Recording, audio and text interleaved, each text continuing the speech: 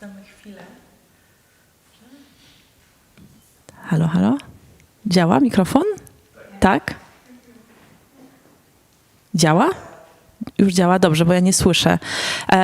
Wydaje mi się, że nie działa, ale jak działa, to dobrze.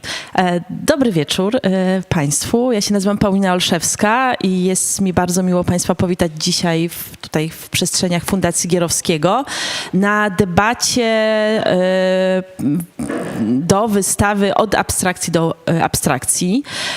Wystawa co prawda skończyła się już z końcem wakacji, prawda Łukaszu? Jakoś pod koniec sierpnia, ale cieszę się, że mimo końca tej wystawy udało nam się spotkać jeszcze po to, żeby podyskutować na temat abstrakcji.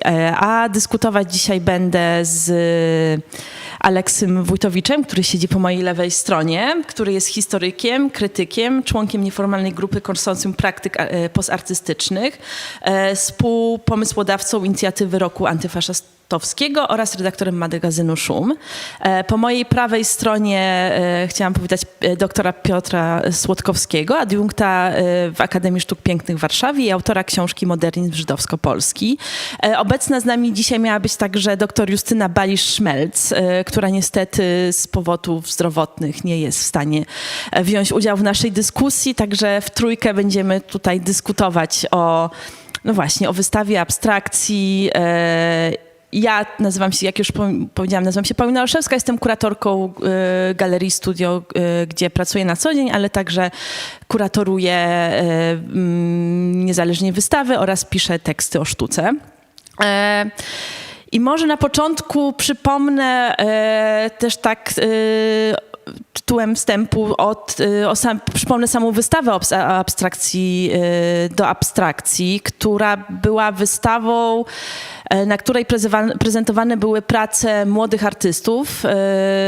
Taką cezurą był 35 rok życia, czyli wszystkie osoby uczestniczące były młodsze, miały mniej niż 35 lat. I była to wystawa międzynarodowa, w której wzięło udział ponad 30 osób uczestniczących, w tym artyści i artystki z Polski, Węgier, Austrii, Ukrainy, Niemiec, Danii, Wielkiej Brytanii, Holandii, Hiszpanii, a także Stanów Zjednoczonych. I już sam tytuł wystawy zaznaczał właśnie ten obszar tego, czego ta wystawa dotyczyła, czyli to od abstrakcji ujęte w cudzysłowie oraz do abstrakcji, czyli jakby chodziło o to, żeby pokazać jak najszersze spektrum praktyk abstrakcyjnych, czy tego, jak to najmłodsze pokolenie, czy młode pokolenie podchodzi w ogóle do pojęcia abstrakcji i jak je interpretuje, jak je widzi oraz jak wykorzystuje w swojej praktyce artystycznej. I my też o tym, tak mi się wydaje, Piotrze i Aleksy, będziemy dzisiaj dyskutować, czyli właśnie o tym, czym jest abstrakcja i jak ją rozumiemy. I wydaje mi się, że też dobrze jest zacząć od tego, że już jak zaczęliśmy myśleć o tej dyskusji tutaj, bo też ja jakby jestem w roli moderatorki, ale też mam czynnie uczestniczyć w samej dyskusji i nie tylko zadawać pytania, ale też próbować pokazać mój punkt widzenia. I my tutaj wszyscy też w czwórkę z nieobecną Justyną doszliśmy do takiego wniosku, że w ogóle żadne z nas nie czuje się ekspertem, ani ekspertką. I to nasze doświadczenie z abstrakcją, czy praca z abstrakcją też jest częścią naszej praktyki, albo czymś pobocznym, albo czymś dodatkowym. Ja sama jako kuratorka też tak siebie widzę, to znaczy pracuję w różnych obszarach i tak się złożyło, że od jakiegoś czasu też pracuję z artystami i artystkami, którzy odnoszą się do abstrakcji, czy używają tego medium. Więc mi się wydaje, że to też jest ciekawe już jakby taki punkt wyjścia do naszej dyskusji tutaj, że nie będziemy jakby stawiać się w pozycji ekspertów, raczej będziemy po prostu dyskutować o tym, jak my rozumiemy tę abstrakcję, jak ją widzimy. I właśnie od tego chciałam zacząć może, właśnie zadać wam, Piotrze i Aleksy, pytanie właśnie, jak rozumiecie w ogóle pojęcie abstrakcji i czym dla was jest abstrakcja, jak ją widzicie i właśnie jakbyście ją zdefiniowali albo nie zdefiniowali. Więc nie wiem, który z was chciałby zacząć? Aleksy? Dziękuję, Paulino, za zaproszenie do tej z pewnością ciekawej dyskusji, ponieważ odpowiadanie na pytanie, czym jest abstrakcja, nawet dla mnie jest dość dużym wyzwaniem. Więc zanim jeszcze zadałaś to pytanie, to stwierdziłem, że jednak pewną dyskusję trzeba rozpocząć od tych definicji, albo przynajmniej czegoś, czym się posługujemy, aby móc w ogóle dookreślić ramy tego zagadnienia. I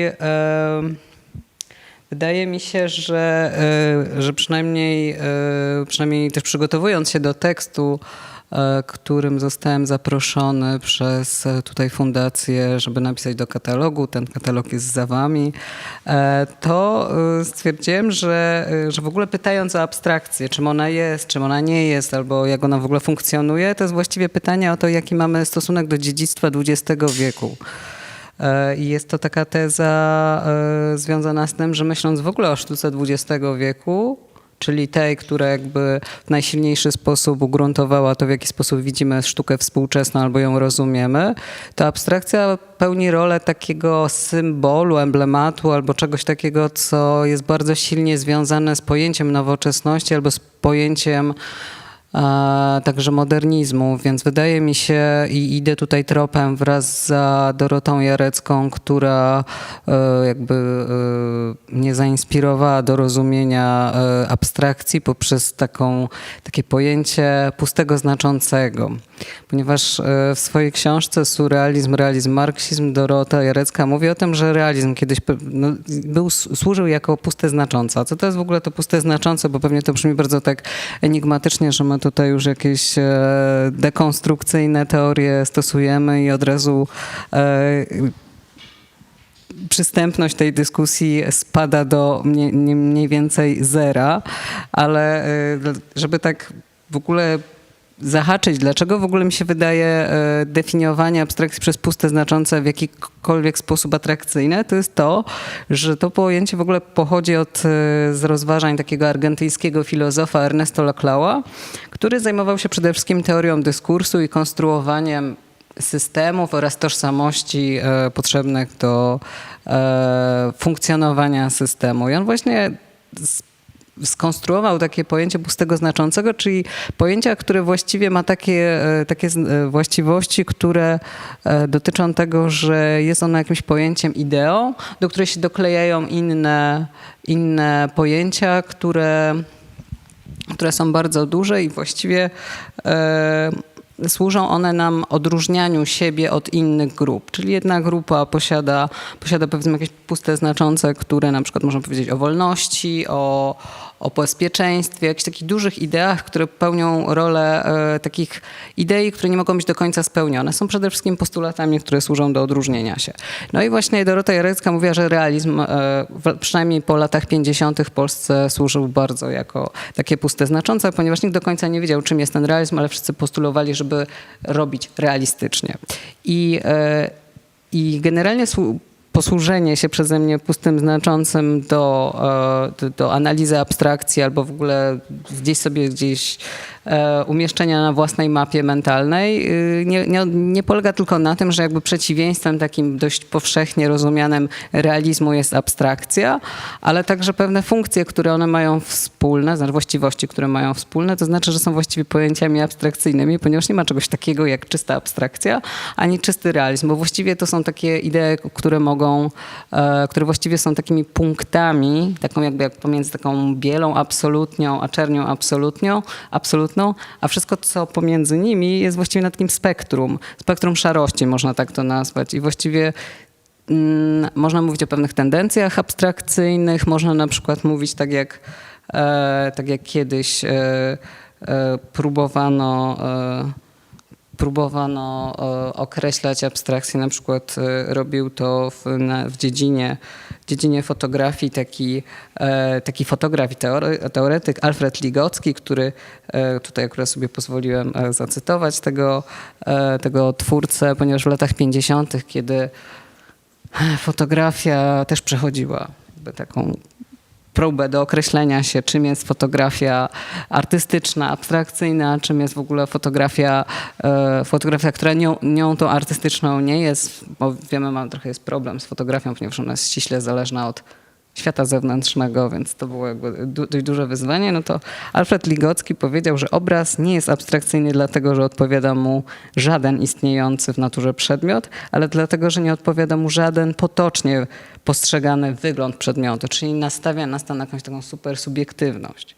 Z tym się też wiąże podejście w ogóle, dlaczego myślę o abstrakcji poprzez kategorię pustego znaczącego, ponieważ doklejają się do tego pojęcia abstrakcji na przykład takie pojęcia, które są gruntowane historycznie, związane na przykład z politykami kulturalnymi na przestrzeni całego XX wieku, utożsamianie najpierw twórczości abstrakcyjnej z wolnością artystyczną, wolnością rozumianą na przykład na sposób amerykański, ponieważ oczywiście, jak pewnie większość z Państwa kojarzy tę historię, czyli abstrakcja jako towar eksportowy w czasie zimnowojennej gorączki dotowany przez CIA, przez co miałem zacząć rozmowę takim głupim żartem, a może nie do końca takim głupim, że się pytamy o to, dlaczego abstrakcji jest teraz tak mało we współczesnej kulturze, to może dlatego, zakładając, że tak jest, to odpowiedzią jest, że najprawdopodobniej dlatego, że przestała być finansowana przez CIA.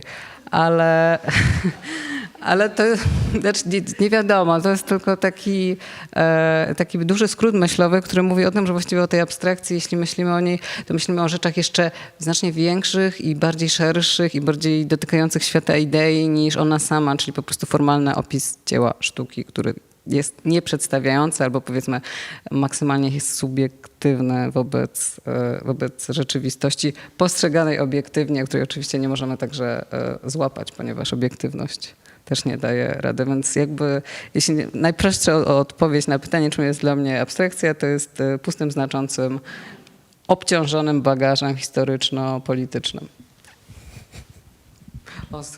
Mamy tak 2 mikrofony, więc musimy się tutaj dzielić. Bardzo Ci dziękuję, Aleks, za to jakby określenie tego, czym dla Ciebie jest abstrakcja, jakieś zdefiniowanie. Więc Piotrze, teraz Ciebie zapytam.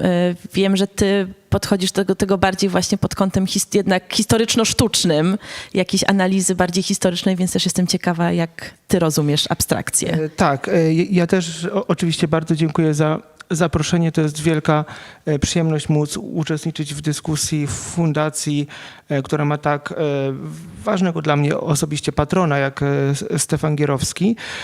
Nie przygotowałem tak obszernej odpowiedzi na to pytanie i faktycznie ja mówię z perspektywy, która jest może odrobinę inna, bo trochę z perspektywy akademickiej, bo w tym polu się poruszam, trochę z perspektywy historycznej, bo najbliżej mi do różnych prób praktyk związanych z abstrakcją w sztuce międzywojennej i powojennej.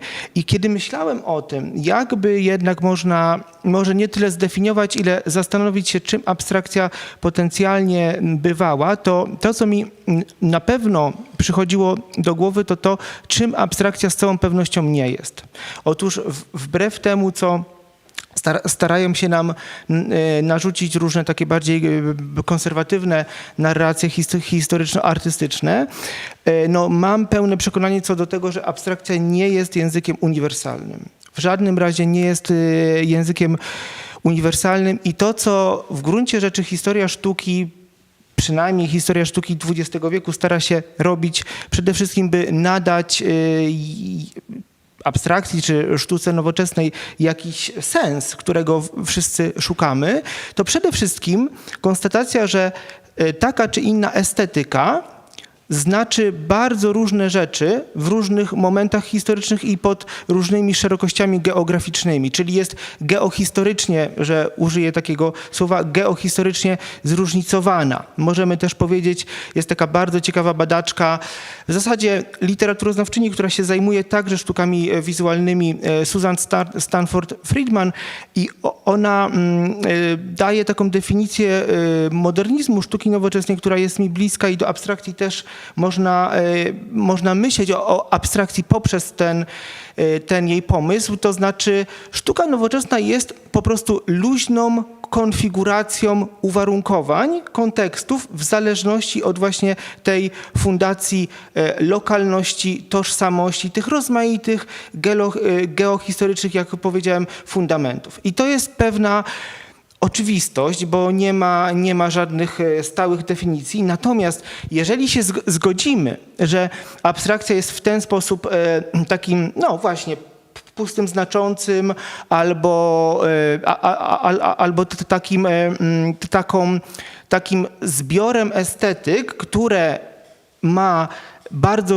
w które wtłacza się bardzo różne znaczenia w zależności od sytuacji politycznych, osobistych, biograficznych i innych, to tutaj dopiero zaczyna się kłopot, bo abstrakcję w gruncie nawet nie tyle definiować, ile myśleć o abstrakcji możemy tylko w relacji do rozmaitych innych problemów, takich jak realizm czy figuracja.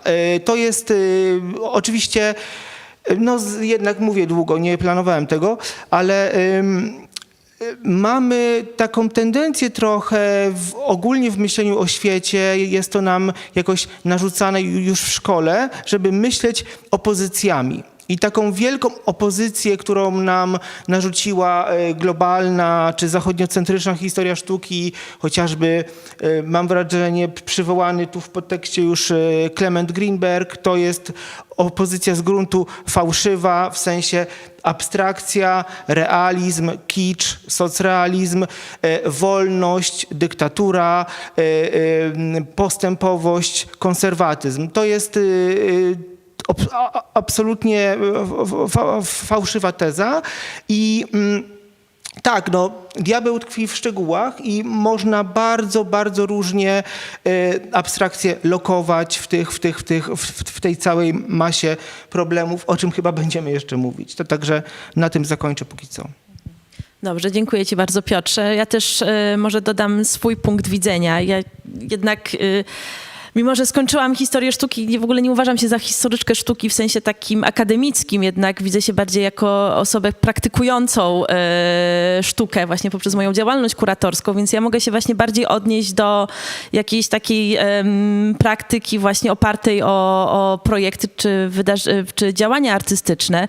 I dla mnie jednak abstrakcja, ja się zgodzę z wami, to co oboje powiedzieliście, a dla mnie też abstrakcja w jakimś sensie jest próbą stworzenia języka, którym próbuje się zdefiniować rzeczy niezdefiniowalne. W tym sensie, że jednak przez to, że nie operuje jasnym przekazem, bo ten przekaz, jak w przypadku języka realistycznego, jednak i figuratywnego, ma jakieś określone konotacje, ma jakieś określone symbole znaczenia, jednak dla mnie on się zawsze też odnosi do jakiejś takiej sfery, która nie jest łatwa do zdefiniowania i nie jest jakby sferą, którą można też łatwo wytłumaczyć. Jest to też tworzeniem pewnego nowego języka, jakby poszukiwania odpowiedzi na pytania, które nie mają jasnych definicji czy jasnych odpowiedzi. Więc ja też tak z mojej strony powiem, że jakby tak definiuję abstrakcję. I właśnie tutaj Aleksy już zahaczył o ten temat CIA i w ogóle właśnie języka abstrakcyjnego jako języka wolności, bo mi się wydaje, że też z mojej obserwacji ostatnio ten temat często się pojawia. Jeszcze chyba trwa ta wystawa w Muzeum Barberini. To jest to samo muzeum, gdzie ostatnio grupa aktywistów oblała pracę impresjonisty. Nie, to nie Van Gogha. To w Poczdamie w Berlinie. To był Claude Monet? Przepraszam, ale to samo muzeum teraz ma wystawę właśnie o języku, o abstrakcji jako języku wolności, stawiając jakby taki nacisk na budowę społeczeństwa demokratycznego po wojnie, po II wojnie światowej w Niemczech i jak ta abstrakcja była wykorzystywana po to, żeby budować no właśnie tą nową narrację historyczną, artystyczną i jak właśnie artyści niemieccy korzystając z abstrakcji, próbowali się do niej odnieść. Więc mi się wydaje, że teraz jakoś się wraca do tych tematów, nie wiem, zaangażowania jednak politycznego i zaangażowania politycznego też w sztuce abstrakcyjnej i poprzez sztukę abstrakcyjną właśnie wyrażania się też politycznie, ale mnie też w ogóle zastanawia to, czy możemy mówić o czymś takim jak w ogóle powroty. Czy właśnie, bo tutaj już też tak zahaczyliśmy o ten, czy tak pojawił się ten temat, że ta abstrakcja jest, czy jej nie ma, czy ona zniknęła, czy jakby pojawia się, czy była ciągle obecna, a może nie była obecna. Jak też to widzicie? Czy widzicie jakiś taki powrót do języka abstrakcji, szczególny w tym momencie, czy jednak ta abstrakcja zawsze była jakby w głównym nurcie? Jeśli ja tylko mogę wejść w polemikę z fragmentem twojej wypowiedzi, bo te powroty to jest bardzo ciekawy temat, ale chciałem wcześniej zwrócić uwagę na fakt, że te związki abstrakcji z wolnością, z taką postawą wolnościową wcale nie są takie oczywiste i takie niewinne. Patrząc na to z punktu widzenia sztuki powojennej, tego kontekstu, który przywołałaś, można powiedzieć, jak i o każdym zjawisku historycznym, można powiedzieć i tak, i nie. Oczywiście chociażby w bloku wschodnim abstrakcja była, zwłaszcza w Polsce, gdzie socrealizm skończył się bardzo szybko, bo po 5 latach, a abstrakcja była takim haustem wolności i dla wielu artystów, takich jak Stefan Gierowski, była taką przestrzenią eksperymentu artystycznego i właśnie wystawa, pierwsza po socrealizmie wystawa Gierowskiego w 1955 roku w Związku Literatów Polskich tu w Warszawie była jednym z bardzo ważnych wydarzeń dnia, pokazująca tę przestrzeń wyrwanej sobie wolności. Tak, ale z drugiej strony trzeba też pamiętać, że abstrakcja wtedy była takim trochę językiem sztuki, który szybko stał się językiem mainstreamowym, szybko stał się językiem w pewnym sensie konserwatywnym, językiem, który pewnych wpuszczał, a innych nie. To znaczy na przykład takie wirtuozerskie eksperymenty z formą, z farbą, z fakturą, z przypadkiem, jakie proponowali Kantor czy Brzozowski, jak najbardziej mieściły się w bardzo wąskim rozumieniu tego, czym jest nowoczesność, a było bardzo wiele interesujących praktyk na pograniczu abstrakcji, figuracji, wykorzystywania fotografii na przykład, które się nie mieściły z powodów genderowych, z powodów tożsamościowych, z powodów estetycznych także, więc chcę tylko powiedzieć, że zawsze jest tak, że abstrakcja ma też tendencję do tego, by narzucać nam pewną taką główną narrację historii sztuki i na to trzeba też bardzo uważać. O powrotach pewnie można by też dużo mówić, tylko powiem krótko, że także w tej samej odwilży była bardzo ciekawa debata między dwoma bardzo różnymi wizjami sztuki abstrakcyjnej, tylko inaczej nazywanej, bo w apogeum odwilży w 1957 roku, kiedy wszystko wydawało się stoi przed artystami otworem, Julian Przyboś, który poza tym, że był wybitnym poetą awangardowym, był także takim rzecznikiem konstruktywistów w sztuce, on stał na stanowisku, że trzeba bronić właśnie sztuki nie abstrakcyjnej, tylko sztuki konkretnej, sztuki bezprzedmiotowej. Tak on definiował tradycję konstruktywizmu, a Tadeusz Kantor i Mieczysław Poremski odpowiadali mu, używając właśnie słowa abstrakcja, że nie, że konstruktywizm powstał w zupełnie innych warunkach, kiedy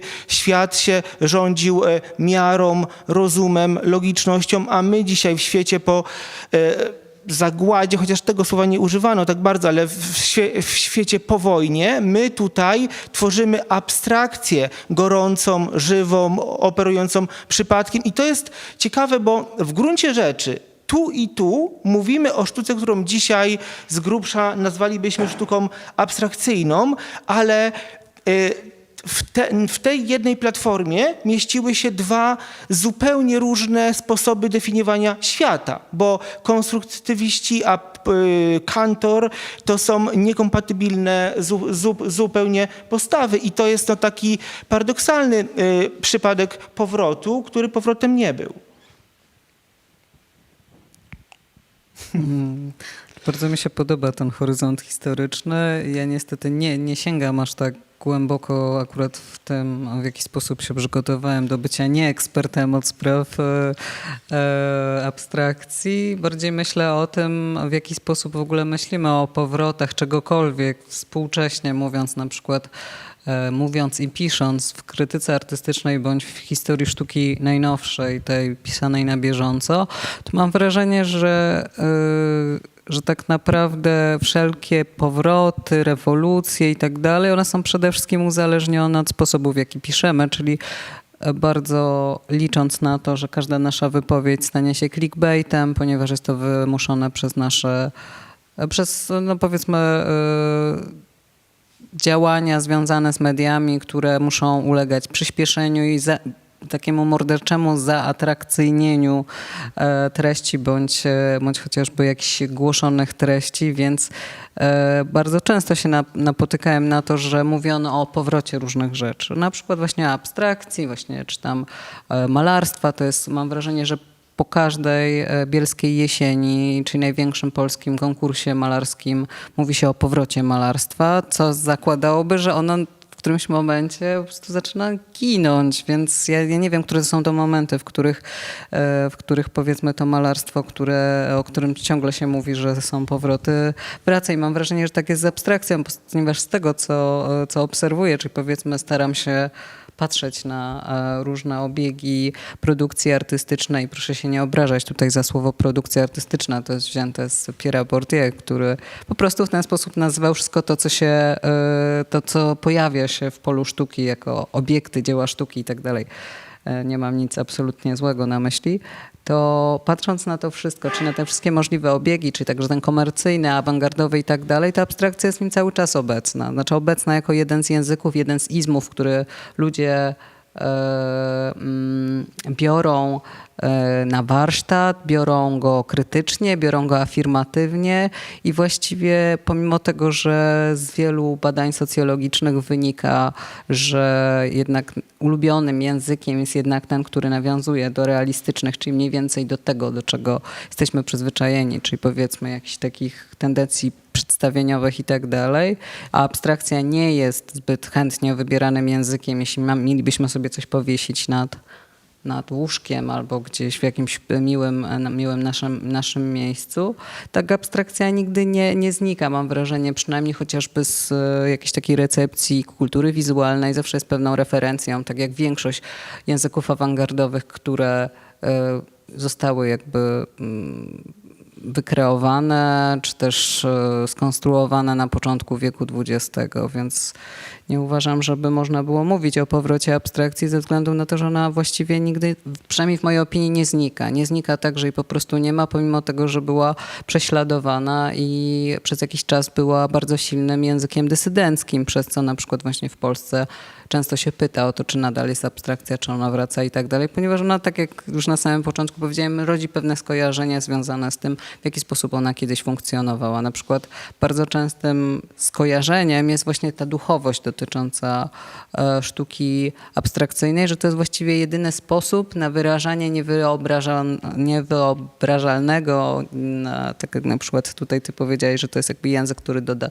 przez swoją no nie powiem, że dziwność, bo to nie jest dobre słowo, ale powiedzmy nie odnoszenie się do bezpośrednich jakiejś reprezentacji spraw i rzeczy ma taką możliwość. I na przykład kryzys związany z malarstwem religijnym, posoborowym, właściwie często był próba odpowiedzi była właśnie poprzez język awangardy związane z abstrakcją, typu na przykład chociażby monumentalne realizacje Nowosielskiego, które pretendują do miana najbardziej duchowych, przynajmniej przez część środowiska w sztuce po 1945 roku w Polsce. Więc ja tam trochę nie wierzę w te powroty, bo wiemy, w jaki sposób się po prostu o rzeczach pisze.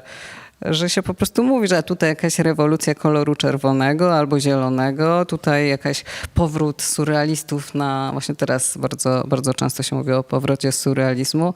A jak się tak popatrzy w ogóle nawet na to, jest to jakimś miernikiem, czyli rynek sztuki, ja nie mówię tylko o polskim rynku sztuki, ale także globalnym, no to język awangardy nie jest opuszczany, chociaż realizm cały czas w niej występuje, tylko znów to są odcienie realizmu, a nie realizm jako on sam, ponieważ bardzo ciężko jest z tym Memezis dealować. Tak mi się wydaje. Ja też mam takie poczucie, że też to określenie powrotów jest pewnym takim zabiegiem marketingowym, nazwijmy to tak, że jakby nagle po prostu może tak się tylko bierze ten reflektor i po prostu rzuca na inny obszar sztuki i nagle mówi się o tym, że jest powrót. Tak działają trendy w sumie. Tak, dokładnie. To jest takie właśnie działanie bardziej wykreowania, czy próba jakby zwrócenia może jakiejś szczególnej uwagi na coś, co jakby rozwija się, ale może gdzieś rozwija się bardziej intensywnie i mniej intensywnie po prostu, bo ja na przykład obserwując twórczość artystów i artystek, widzę, że na przykład są tacy, którzy po prostu ciągle rozwijają język abstrakcji w różnym kierunku, tylko że robią to raz właśnie bardziej intensywnie, raz mniej intensywnie, raz na to się zwraca więcej uwagi, raz mniej. Są też artyści, którzy można powiedzieć, że traktują język abstrakcji jako część swojej praktyki artystycznej i po prostu jeśli potrzebują tego do wyrażenia czegoś albo do lepszego właśnie zdefiniowania, czy widzą to jako narzędzie, które im odpowiada w tym danym momencie, po prostu jakby je biorą na warsztat. Więc jakby też, ja tak trochę zadałam właśnie przewrotnie to pytanie o te powroty, bo wydaje mi się, że nie ma czegoś takiego, że to nie umiera i nie powraca, tylko jakby gdzieś jest ciągle przetwarzane i gdzieś jest po prostu wykorzystywane z mniejszą albo większą intensywnością.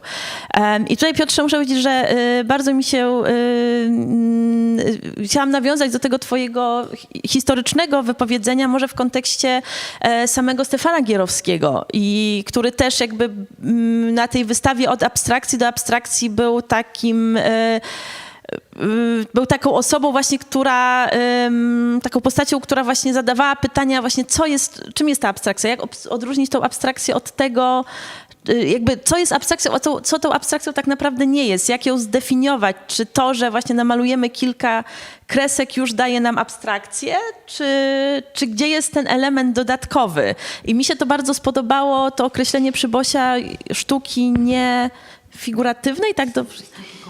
Sztuki konkretnej, tak, właśnie, więc mi się wydaje, że tutaj możemy też odnieść się do właśnie tej wypowiedzi Stefana Gierowskiego, która krążyła wokół wystawy, właśnie co właściwie jest abstrakcją, a co ją nie jest, co sprawia, że możemy mówić o jakimś obrazie, dziele sztuki, że jest abstrakcyjne i dlaczego właśnie to jest abstrakcyjne, a nie to inne.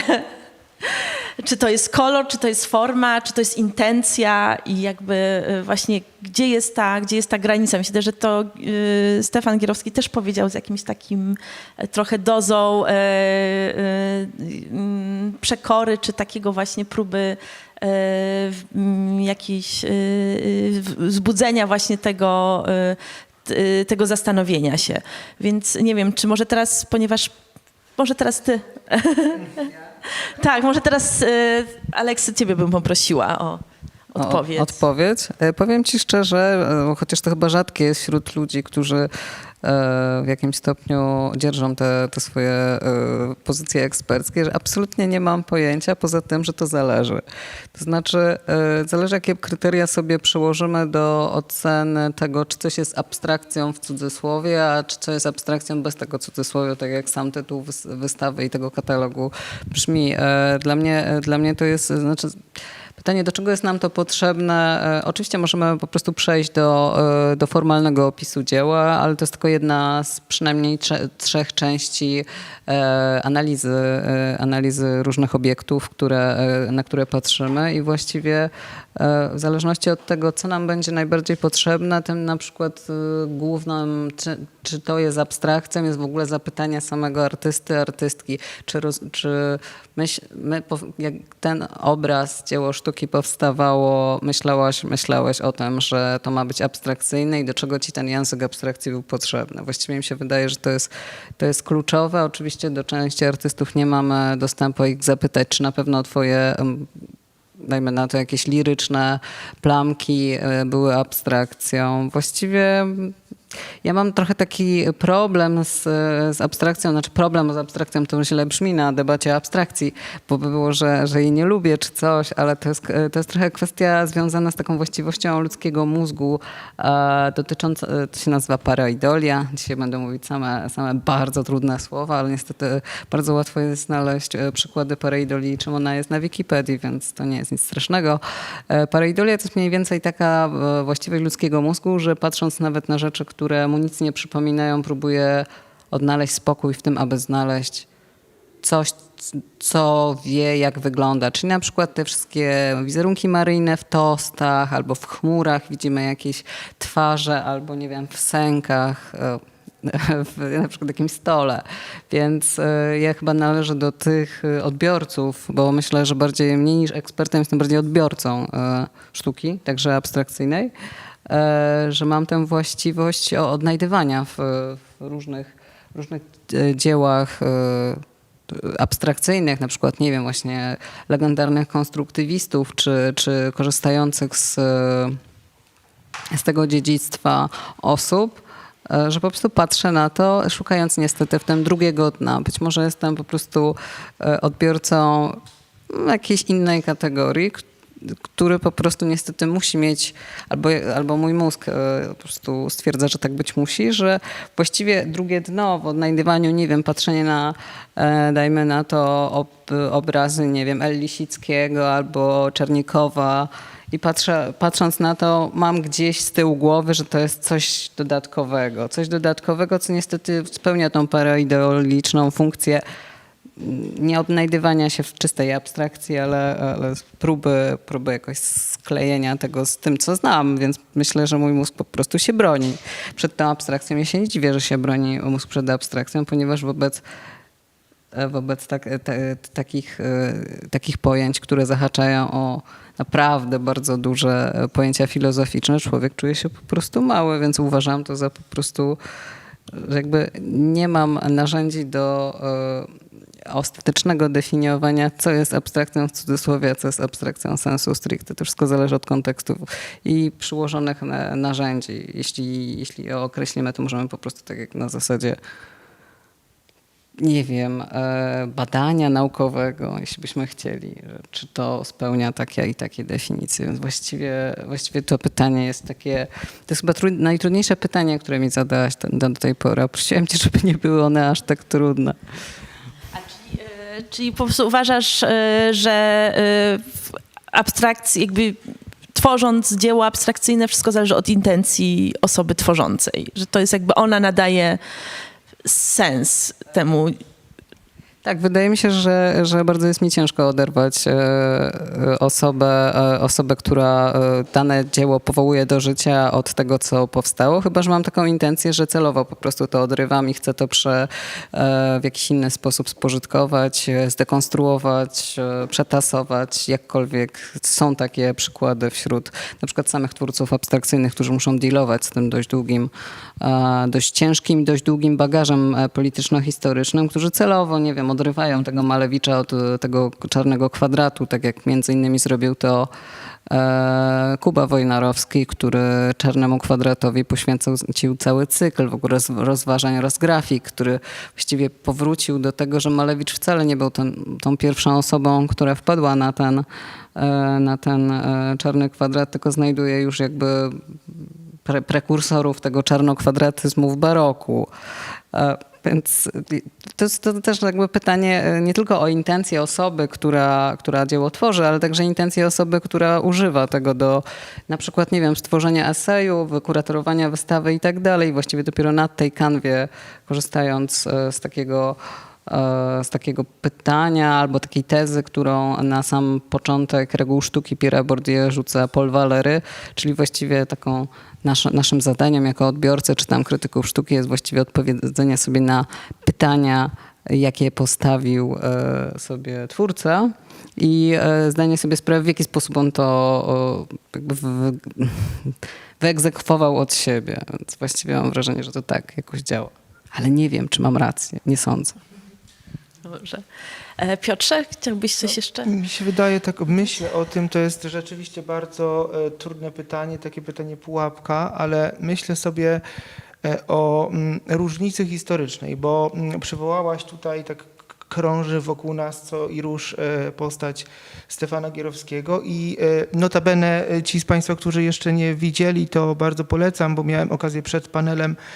Wystawa Od abstrakcji do abstrakcji się skończyła, ale w tej chwili w fundacji jest bardzo, bardzo ciekawa wystawa przekrojowa Stefana Gierowskiego i ona trochę uświadomiła mi coś, co chciałem teraz powiedzieć, że no, ta postawa profesora Gierowskiego, która można powiedzieć gdzieś tam się wykrystalizowała między latami 50.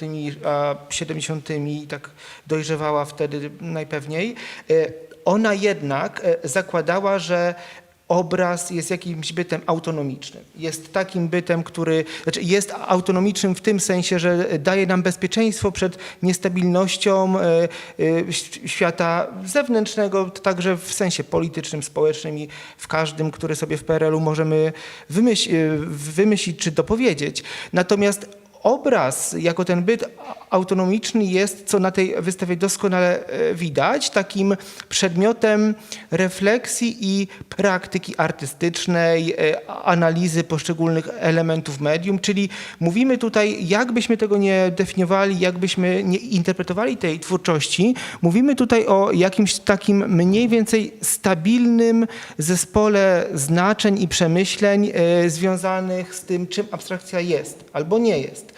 Natomiast to wspominam o tym tylko dlatego, żeby zwrócić Państwa uwagę, że to jest taki horyzont myślenia typowy dla artystów nowoczesnych. Natomiast my dzisiaj żyjemy już i myślimy według kategorii ponowoczesnych, albo nawet ponowoczesnych, jakby no można tak powiedzieć. I rzecz w tym, że nie ma już czegoś takiego jak abstrakcja, jak już mówiliśmy, w sensie jakiegoś stabilnego idiomu. Dzisiaj w kontekście Twojego pytania interesowałoby mnie przede wszystkim to, jak abstrakcja przygodnie może być używana. Już mówiąc trochę taką estetyką czy logiką postmodernizmu, raczej, który też się skończył, ale raczej można mówić o przechwyceniach, plagiatach, używaniach różnych estetyk.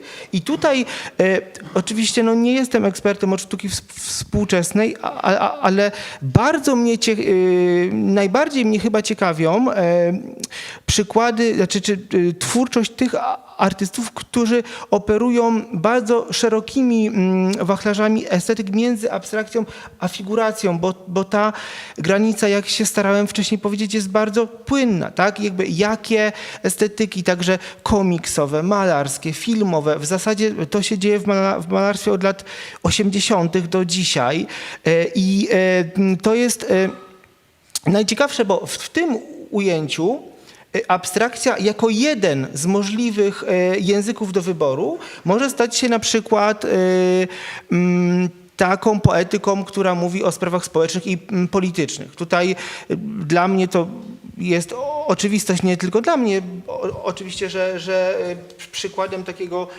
starszego nieco twórcy niż ci na wystawie, ale który doskonale z tego korzysta, jest Wilhelm Sassner. Druga sprawa, która wydaje mi się bardzo interesująca, gdy chodzi o to, jak abstrakcja może być dzisiaj użyteczna, czy ciekawa, czy dać nam coś nowego poza estetyką, to jest to, jak artyści, w tym ci także na wystawie, dotykają problemu kulturonatury.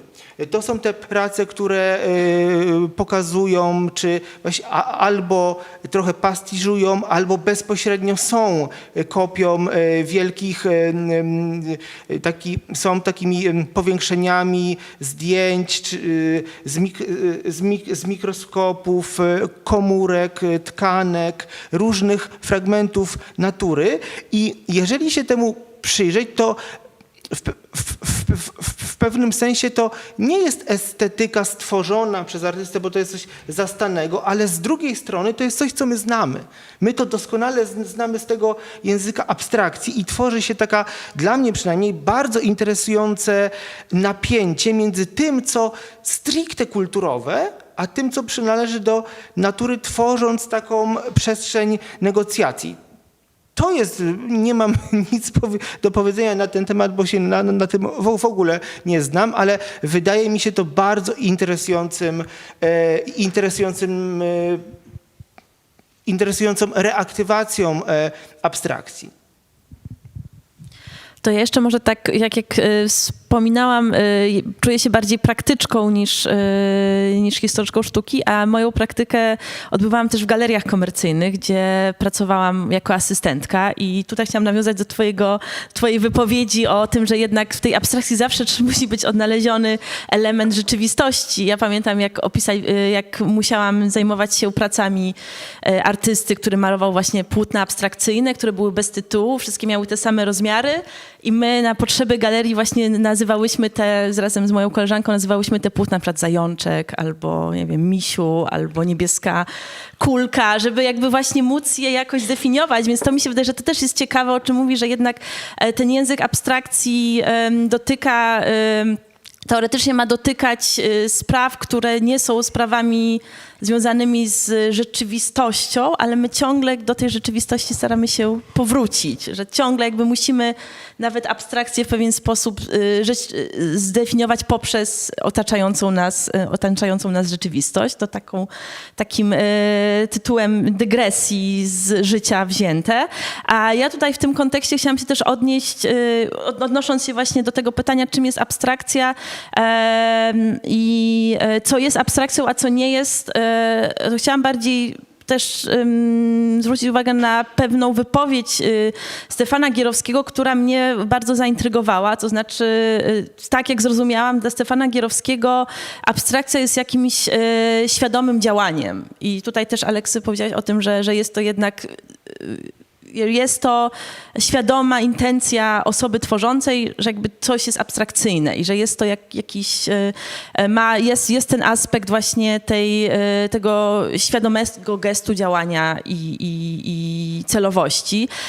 A ja jednak widzę też abstrakcję jako rodzaj przypadku. Po prostu widzę też ten obszar tego, że abstrakcja może być przypadkiem, że może nie planujemy czegoś i jakby w tym właśnie nieplanowaniu ta abstrakcja też się tworzy, że może być jakimś błędem, może być jakby czymś, co nie musi być już tak do końca sformatowane i gdzieś zaplanowane. To też z mojej jakby tutaj wypowiedzi, co właściwie jest abstrakcją, a co nie jest, więc jakby też widzę obszar właśnie jakiegoś poszukiwania, jakiegoś sprawdzania czegoś, czego nie do końca jesteśmy w stanie, co nie do końca jesteśmy w stanie przewidzieć i jakby też zaplanować.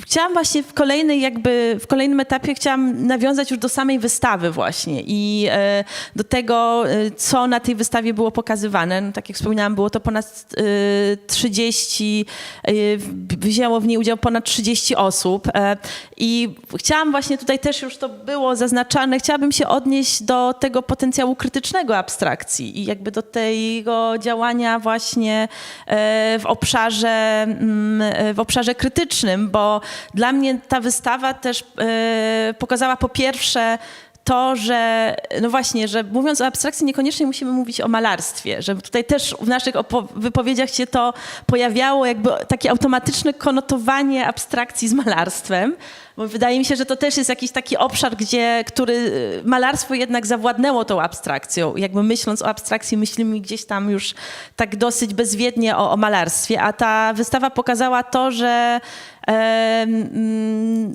są te obszary, gdzie abstrakcja może być językiem niemalarskim, gdzieś wychodzącym poza jakby takie tradycyjne, klasyczne medium. Więc może tutaj też, Piotrze, zapytam cię o znowu jakiś kontekst historyczny i odniesienie historyczne do tego, ale to za chwilę. Ale z drugiej strony właśnie to, co mnie bardzo zainteresowało na tej wystawie, jest to, jak artyści poprzez właśnie te różne formy języka abstrakcji, gdzieś tam oscylujące w różnych, czy balansujące, chociaż chyba nie powinno się mówić balansujące, że to nie jest tak, że to nie jest chyba gdzieś tam właśnie oscylujące na krawędziach, czy właśnie zahaczające o różne obszary, wyraża się krytycznie, jeśli chodzi o naszą sytuację społeczną, sytuację polityczną, ekologiczną. I właśnie o tym też chciałabym porozmawiać, czyli o tym potencjale krytycznym samego języka właśnie współcześnie.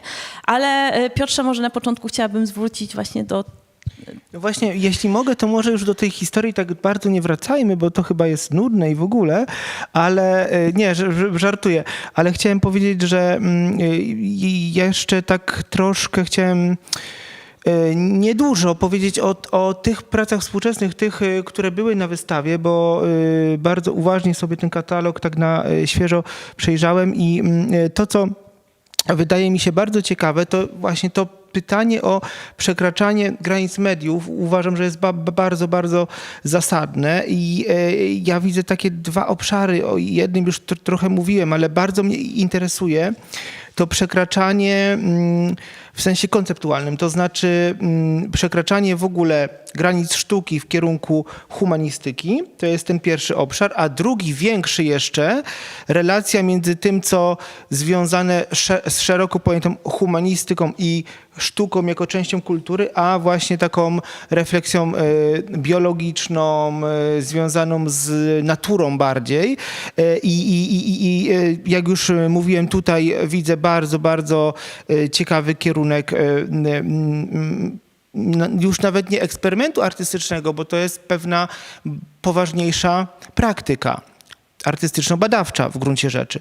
Druga sprawa, to mnie bardzo zaciekawiło, w twoim tekście zresztą jest o tym bardzo ciekawie napisane, że byli tu artyści na wystawie, którzy drukowali swoje prace tak, jakby to robili z drukarki 3D, tak? I wtedy od razu sobie pomyślałem, że to jest bardzo ciekawa, oczywiście to jest z mojego punktu widzenia bardzo ciekawa gra gdzieś tam z historią sztuki, nawet polskiej, bo w gruncie rzeczy, kiedy taki gest się wykonuje, to zadaje się pytanie o medium, granice, przekraczanie tego medium i dokładnie to samo starano się robić w tejże sztuce chociażby odwilżowej, którą już przywołałem.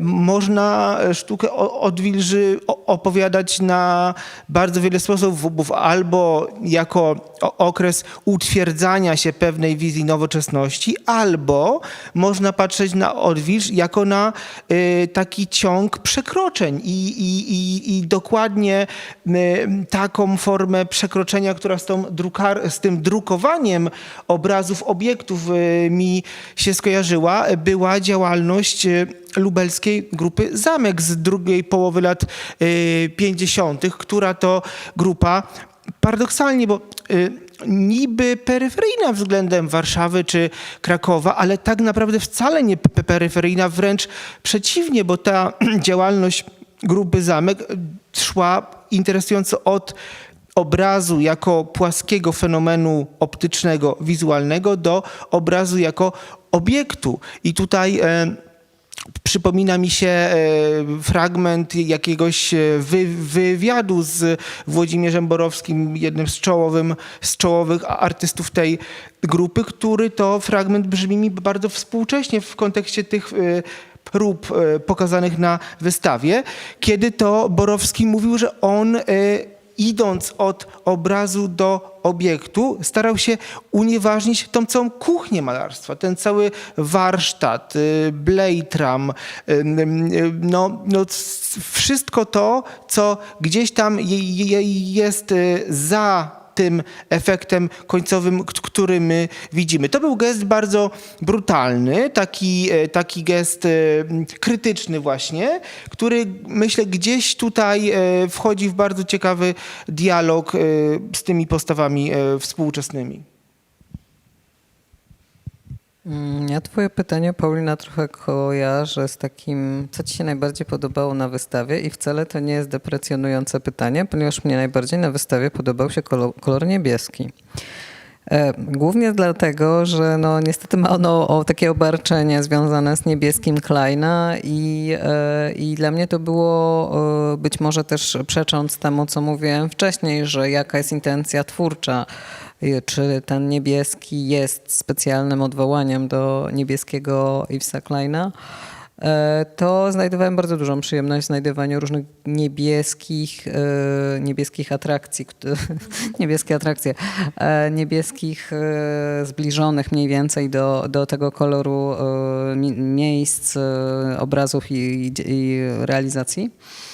Też mi się podobał bardzo taki wątek, który zawarłem w jednym z oprowadzeń, które miałem przyjemność tutaj zrobić, związane z mętami szklistymi. Męty szkliste to takie białkowe, nie wiem czy tam zgrubienia, czy jak to nazwać, po prostu taka dysfunkcja trochę naszych gałek ocznych, że patrząc na stały obiekt, znaczy nie, w ogóle patrzymy na świat i mamy jakby taki filtr półprzezroczysty, w którym widzimy jakieś takie robaczki czy coś takiego. I w części tych obiektów, które tam były, faktycznie znajdowałem też, że to mi się strasznie podobało, ale to jest tylko i wyłącznie związane z tym, że z moją pareidolią, która ciągle mnie męczy. A wracając już właściwie do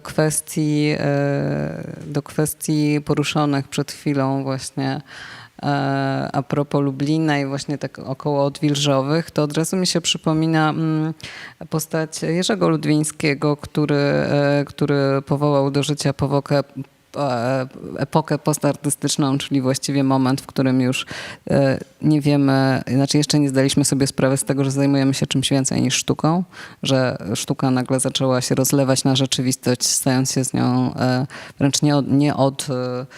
nieodróżnialna.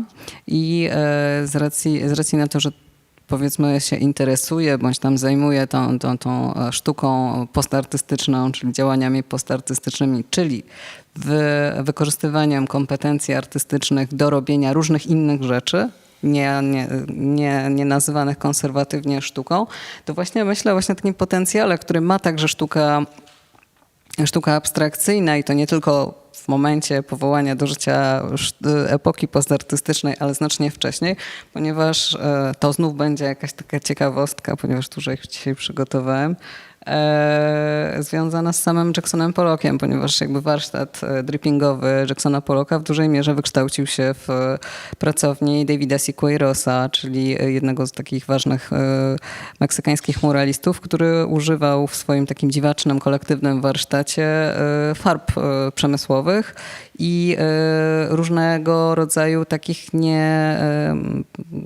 jakby to nazwać, niestandardowych sposobów konstruowania obrazu, który miał być tłem do całkiem realistycznych przedstawień związanych tam społeczno-polityczno. Więc kilkanaście lat po tym, jak ten Jackson Pollock, młody Jackson Pollock patrzył na to, bądź współkonstruował te wielkie obrazy na parady pierwszomajowe w Ameryce i ten podobne wydarzenia, przypomniał sobie tą technikę i stwierdził, że no w sumie ten dripping to jest niezła rzecz, tylko że jakby Siqueiros nie wykorzystywał tego w ciekawy sposób. ponieważ lata były trochę inne, jakby potrzeby były inne, ale sam język abstrakcji może być zajebiście, przepraszam za to brzydkie słowo, bardzo przydatny do różnych protestowych i postnartystycznych wydarzeń, czego na przykład przykładem zebrałem akurat 3, ale z pewnością znajdziecie ich jeszcze więcej, zwłaszcza historycznie, takich inicjatyw, które wykorzystywały w ogóle język abstrakcji albo w ogóle w jakiś sposób meta z nią pogrywały. Na przykład jednym z takich przykładów jest kolektyw 100 flag, powołany w 2018 roku, który odwoływał się do rocznicy odzyskania niepodległości, ale w trochę inny sposób niż te oficjalne obchody dotyczące po prostu niezmienności tej flagi, czyli bardzo obrazu abstrakcyjnego. No jakby to bardzo jest to bardzo taki obiekt, który dotyka tej samej abstrakcji i także pustego znaczącego. No i kolektyw 100 flag wysłał taki open call do różnych osób, do różnych grup, żeby po prostu wykonano z tej okazji flagi różnego typu, jak tylko rozumiano tą dość abstrakcyjną, ale jednocześnie zanurzoną w konkrecie i prawie obiekt. No i okazało się, że ponad 200 prac przyszło, które były wystawiane między innymi w Biurze Wystaw w Warszawie albo w Centralnym Muzeum Włókiennictwa. Także przede wszystkim było to częścią różnego typu pochodów, demonstracji, na przykład także związanych z marszami antyfaszystowskimi, czyli taką alternatywą dla zawłaszczonego i zmonopolizowanego od kilku lat Święta Niepodległości. Co się wiąże na przykład z inną także inicjatywą, czyli z flagą uchodźczą, czyli takim projektem, który rok temu został nie, to nie było nawet rok temu. Tak, rok temu, przepraszam, w 2021 zaanonsowany i jakby zaprojektowany do wspólnego kolektywnego działania przez Joannę Rajkowską, czyli to było przede wszystkim wykorzystanie dość abstrakcyjnej formy koca termicznego, który został zawieszony na takich tyczkach. I to było także działanie, które miało działać nie konkretnie, tylko że abstrakcyjnie, ponieważ taka powiewający koc termiczny z jednej strony złoty, z drugiej strony srebrny, z takimi charakterystycznymi z taką jakby kostką tych różnych napięć i błysków był bardzo, bardzo, z pewnością można było to opisywać poprzez abstrakcyjne kategorie działania obrazu, bo z pewnością nie było to realistyczne. A taką trzecią, już zupełnie odwołującą się do stricte dziedzictwa neoplastycznego i w ogóle całego postulatu budowania świata na nowo, bo to było chyba tam, myślę, jakby takim główną rzeczą, o którą chodziło, to była tegoroczna demonstracja neoplastyczna, która przy Święcie Wiosny i także związana z tym, że akurat w obliczu Święta Wiosny, rozpoczęcia tej wiosny mieliśmy jakby to wydarzenie, jakim jest takie rozpoczęcie agresji zbrojnej Rosji na Ukrainę.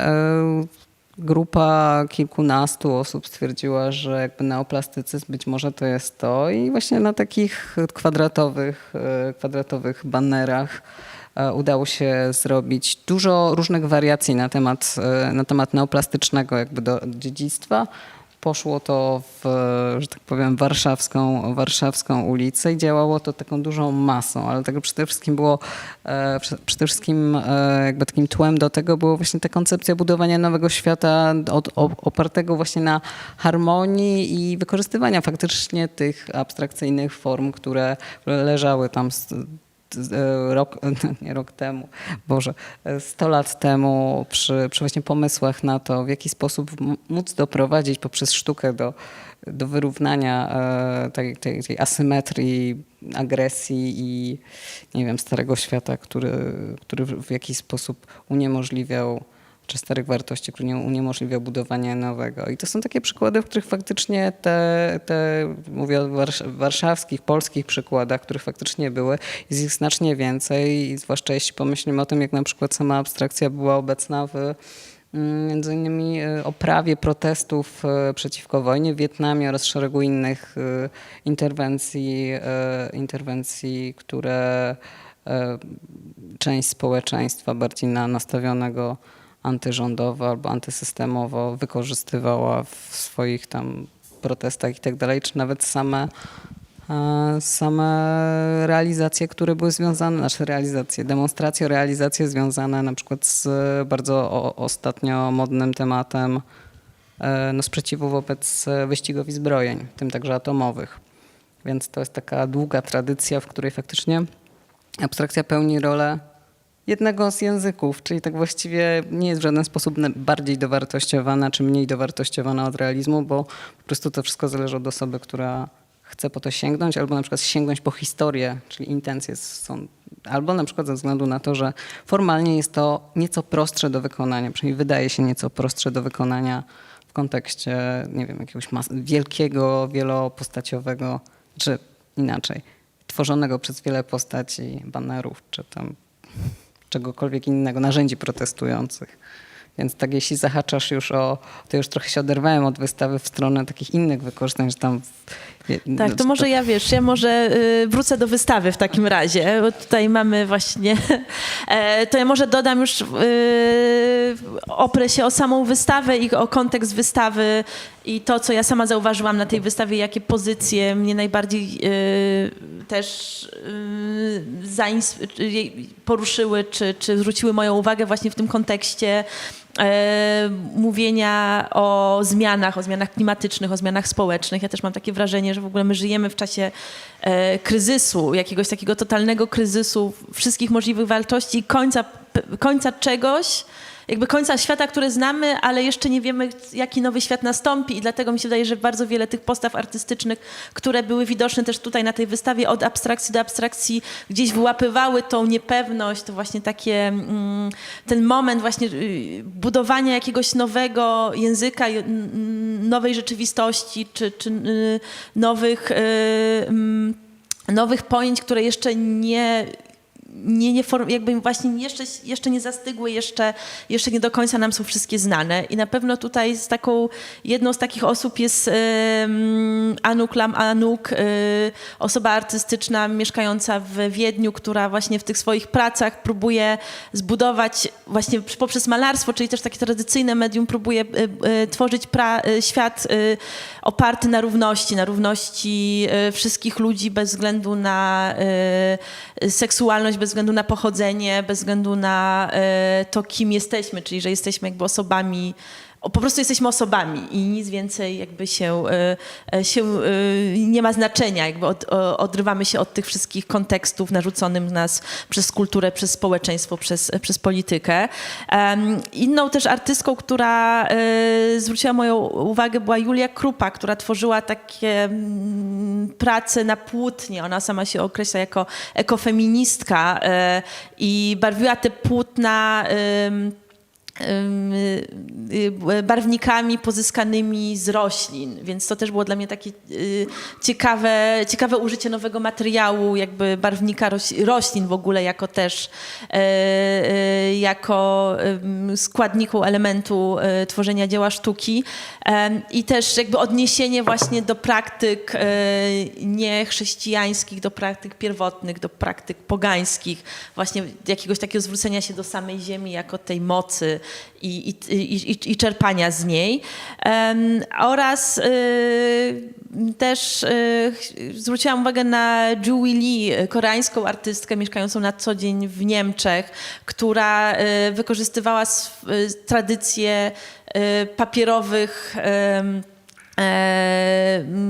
podłóg stosowanych w tradycyjnej architekturze koreańskiej i tych śladów pozostawianych właśnie, tych śladów rzeczywistości, czyli śladów użytkowania, odbitych kubków po herbacie, czy niedopałków papierosów, które właśnie tworzyły abstrakcyjne kompozycje, które właśnie miały ten ładunek kulturowy. Więc to chciałam tylko tak zaznaczyć w kontekście samej wystawy właśnie i możliwym mówieniu właśnie o społeczeństwie, o polityce czy o tożsamości. I ja bym tutaj na tym zakończyła naszą dyskusję, bo wydaje mi się, że już wyczerpaliśmy wszystkie możliwe wątki, które chciałam poruszyć w kontekście wystawy i wyszliśmy wręcz poza nie. I oczywiście się zwrócić do Państwa, do publiczności. Czy mają Państwo jakieś pytania, komentarze? Może chcieliby się Państwo podzielić swoimi przemyśleniami odnośnie tego, czym jest abstrakcja w kontekście wystawy Od abstrakcji do abstrakcji.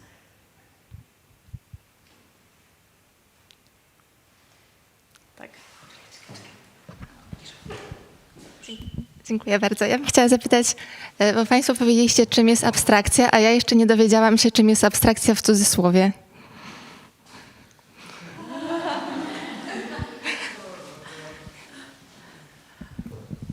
Chcę odpowiedzieć na to trochę bardziej. Do mnie to pytanie. Czym jest abstrakcja w cudzysłowie?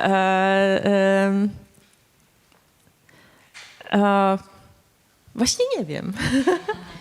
Może to tak jak z pytaniem samym o abstrakcję. Właśnie tutaj wydaje mi się, że myśmy doszli do wniosku, że nie można jakby jednoznacznie zdefiniować abstrakcji. I jakby dla mnie ten cudzysłów jest właśnie takim zaznaczeniem, że abstrakcja jest po prostu bardzo otwartym pojęciem. Jest też właśnie pojęciem, które wychodzi poza ramy, które staramy się gdzieś odnaleźć i jest tak naprawdę bardzo subiektywnym określeniem.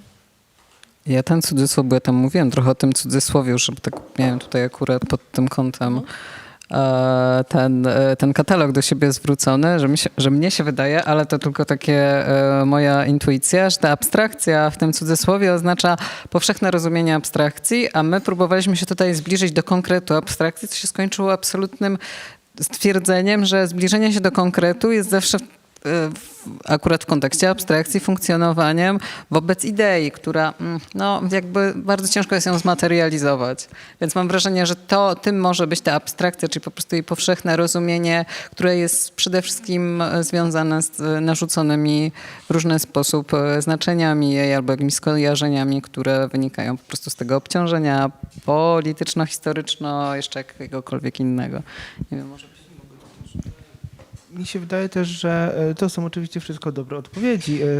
Mi się wydaje, że tutaj też może powinniśmy sięgnąć do wypowiedzi Stefana Gierowskiego, bo jak rozumiem, to z jego myśli też troszkę ten tytuł się wziął. I Stefan Gierowski powiedział coś takiego, że nie każdy obraz, który jest obrazem niefiguratywnym, jest obrazem abstrakcyjnym. I to można, tak mi się wydaje, rozumieć w ten sposób, że właśnie obraz, który jest abstrakcyjny powierzchownie, abstrakcyjny zewnętrznie, czyli jest zespołem rozmaitych form niefiguratywnych, to jest za mało, żeby on dla artysty takiego jak Stefan Gierowski był obrazem abstrakcyjnym w głębszym znaczeniu tego słowa, czyli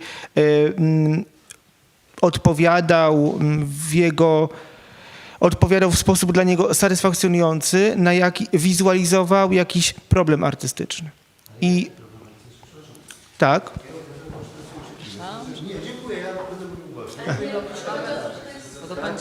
Dobrze. Ja mam takie pytanie, czy Państwo jesteście w pracy?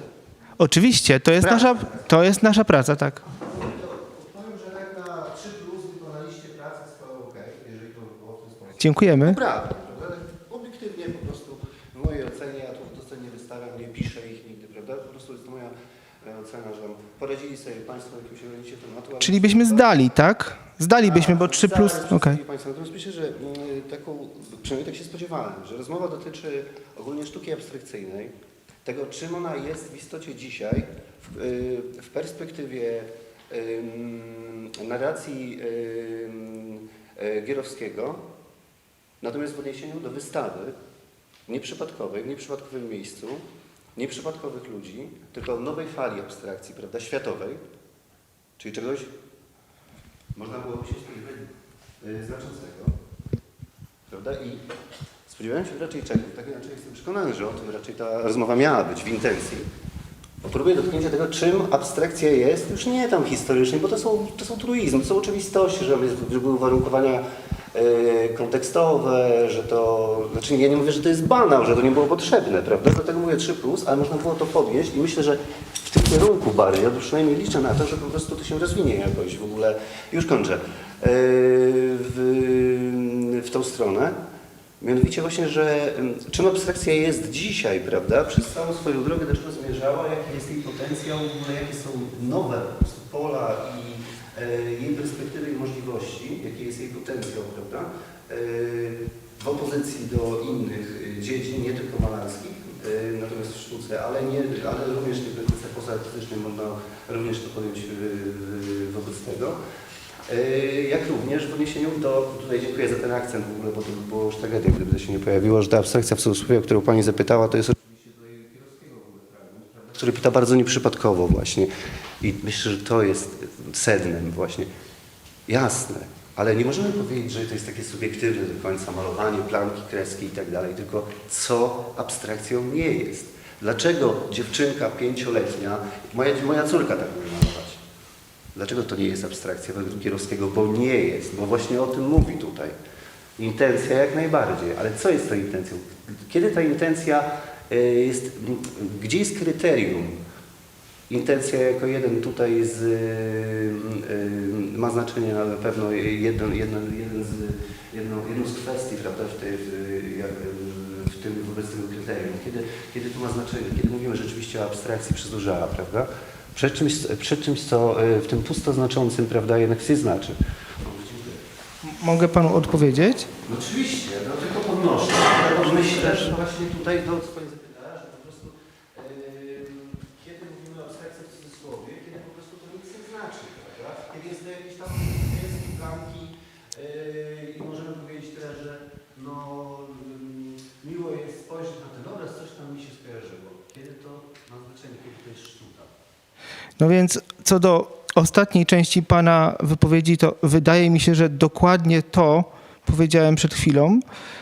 Dokładnie to, że kreski, plamki i praca 5-letniego dziecka nie jest tym samym, co abstrakcja jako rozwiązanie pewnego problemu artystycznego, to na te słowa pan zareagował tak żywo.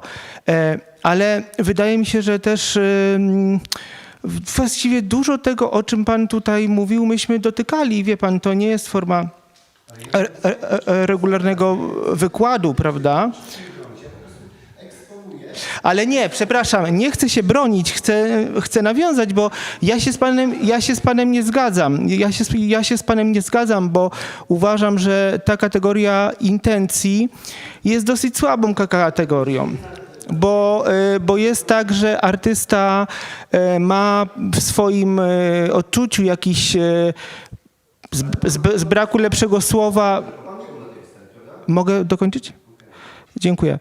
Z braku lepszego słowa artysta ma jakiś problem do rozwiązania, ale w zasadzie w momencie, kiedy obraz jest namalowany, już kategoria intencji jest drugorzędna i on funkcjonuje w sposób wolny pośród wielu różnych kontekstów i zadaniem krytyków sztuki czy historyków sztuki jest między innymi rozpoznanie tych kontekstów, bo to wypełnia sztukę znaczeniem.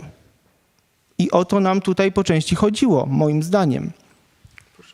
To ja może tylko dopowiem, że dla mnie ta dyskusja miała tak samo otwarty charakter jak sama wystawa, że ta wystawa właśnie że ta wystawa stawiała pytania, a nie szukała odpowiedzi. I my tutaj też mam wrażenie, że po prostu szukaliśmy jakichś odpowiedzi, zastanawialiśmy się nad tym, a może pana odpowiedź jest po prostu, czy pana punkt widzenia jest otwarciem jakby kolejnego rozdziału po prostu tej wystawy, którego myśmy tutaj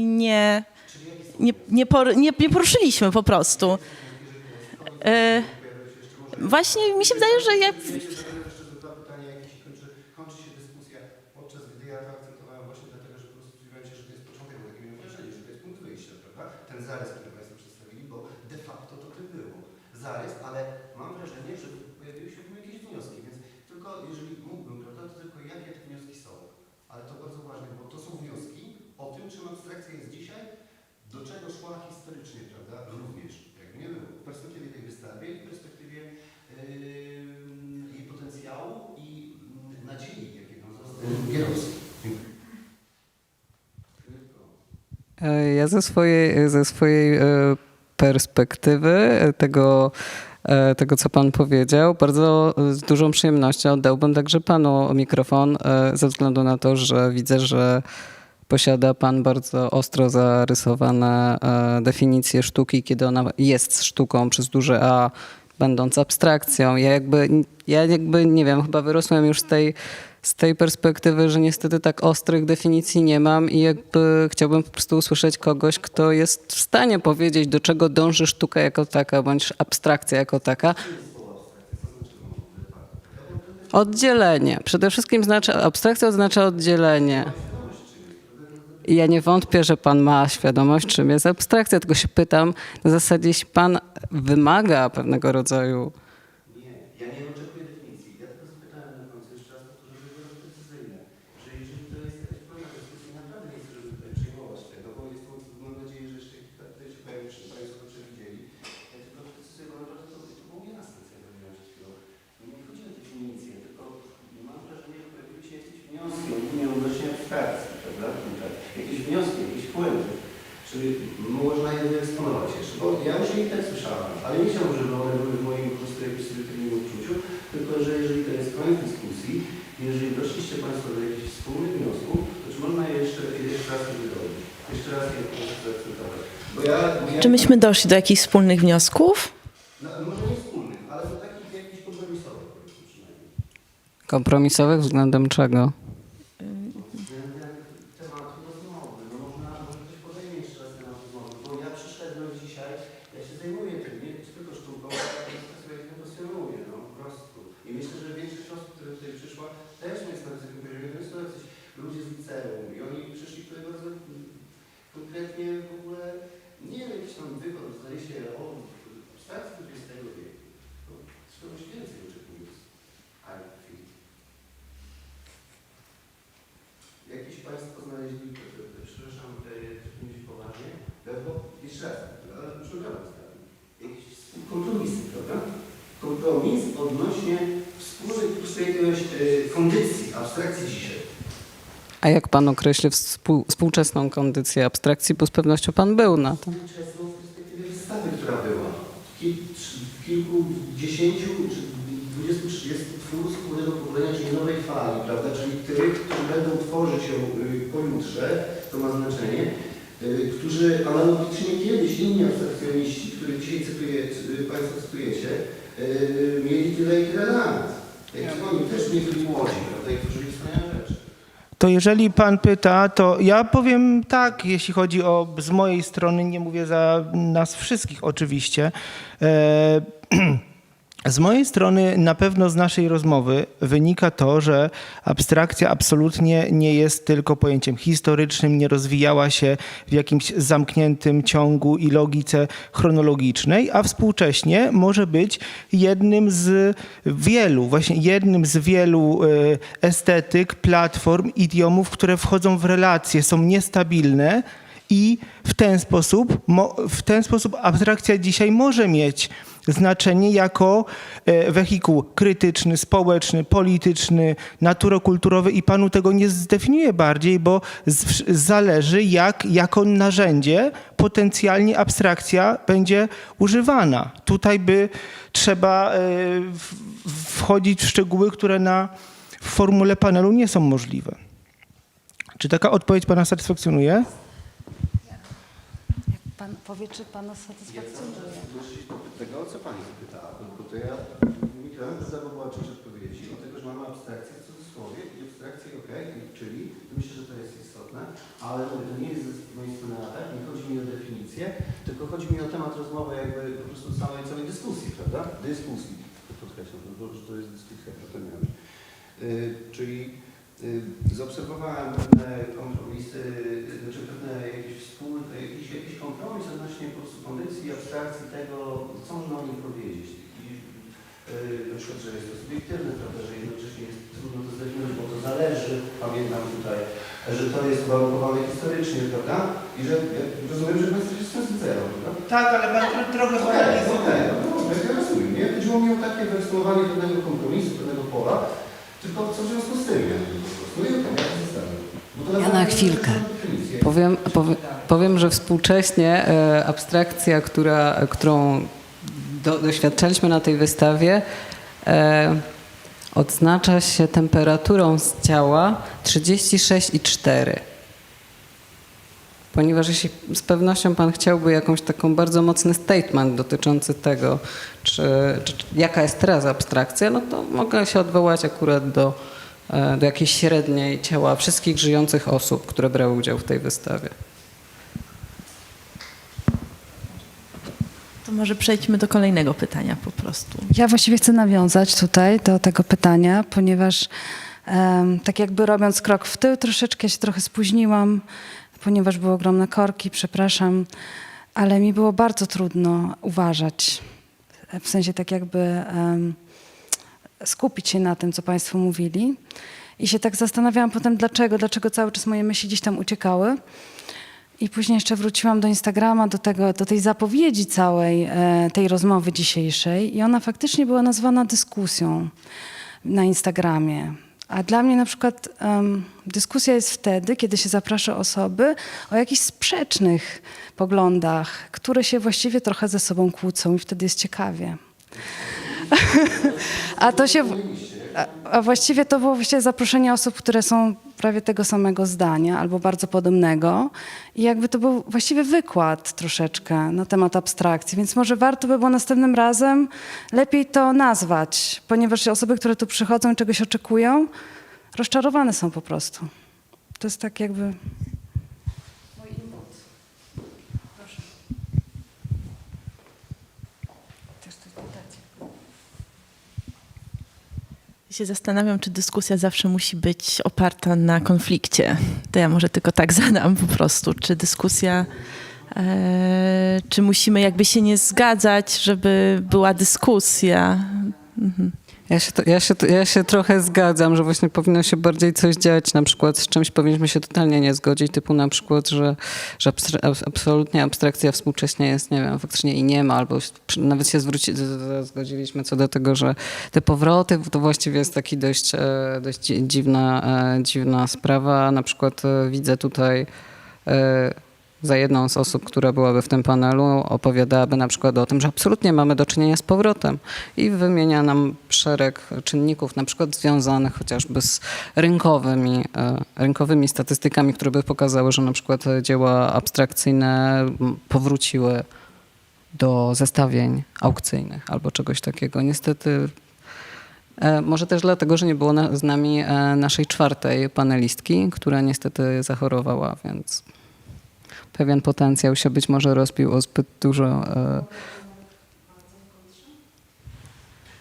Nie znam tej badaczki, a chciałem ją poznać właśnie poprzez tą platformę. Ale to tak, to tylko z mojej strony.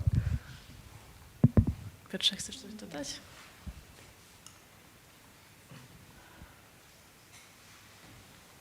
Zapraszamy jeszcze do zadawania pytań i także refleksji jak najbardziej krytycznych.